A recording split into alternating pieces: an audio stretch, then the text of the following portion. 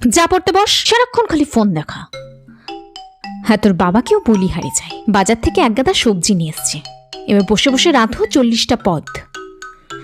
আবার গেছে মাছ আনতে, দেখ না ঘরে কত রকমের মাছ ঢোকে। কেন মা, কেউ আসছে নাকি? তোর পিসি, ওই জন্য তো সকাল সকাল ঢং করে বাজারে গেছে।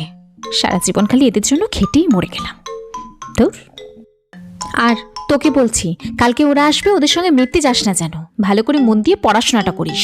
পিসি খুব কথা শোনায় জানো, সব সময় খালি খোঁচা মেরে কথা। ওরে 25 বছর ধরে সংসার করছি ওদের সাথে, হাড় মাস জ্বালিয়ে খেয়েছে আমার। তো ঠাম্মা তো মেয়ে ছাড়া কিছুই বোঝে না, কিন্তু গত বছর যখন ওই বিছানায় পড়লো, ওই মেয়েদিকে পা ফিরোয়নি। সেবা যত্ন করে সুস্থ করলাম আমি, অথচ আমার জন্য তো ঠাম্মার বিন্দু মাত্র মায়া দয়া নেই। মন খারাপ করো না মা, জানোই তো ওরা ওরকম, ছাড়ো না। সব এক একটা স্বার্থপর এদের বংশে।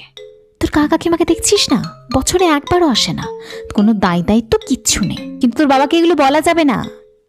তুমি মন খারাপ করো না, তুমি তো জানো ওরা ওরকম, ছাড়ো তো।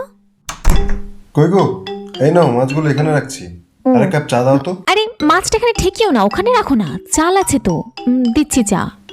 আর তুই ফোন কর না একবার পিসিকে, কালকে আসবে পুজোর পর প্রথমবার, একবার কথা বলবি না, যা ফোন কর। আর তুমি মায়ের ওষুধটা এনেছো তো? এই চলো আমার সাথে চল, দাদু ঠাম্মাকে চাটা দিয়ে আসবি। আর হ্যাঁ, কালকে পিসিরা আসবে, তোর বই আর পড়াশোনার ফোন নিয়ে বসে থাকিস না, ওদের সঙ্গে একটু সময় কাটাস। তোর পিসির ছেলেমেয়েরা সে বোর হয়ে যায়, আমাকে বলে ভালো লাগে না আমার। বাবা, তুমি তো 360 ডিগ্রি ঘুরে গেলে।